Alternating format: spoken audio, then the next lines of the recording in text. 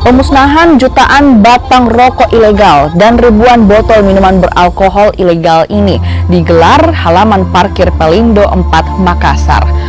Total hampir 6,9 juta batang rokok ilegal dan 3.600 liter lebih minuman keras berbagai merek yang ikut dimusnahkan.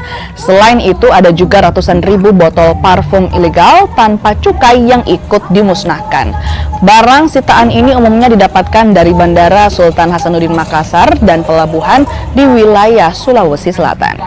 Mengalami peningkatan kalau kita bandingkan dengan tahun lalu karena hasil penindakan tahun ini sudah beberapa kali lipat sesuai dengan data nanti yang kami sampaikan di siaran pers tadi.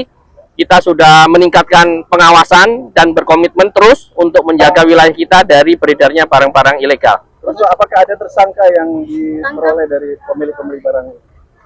Semua ini menjadi barang milik negara, artinya yang bersangkutan tidak ditemukan sehingga kita lakukan pemusnahan dalam rangka transparansi dan tindak lanjut dari proses penindakan yang ada.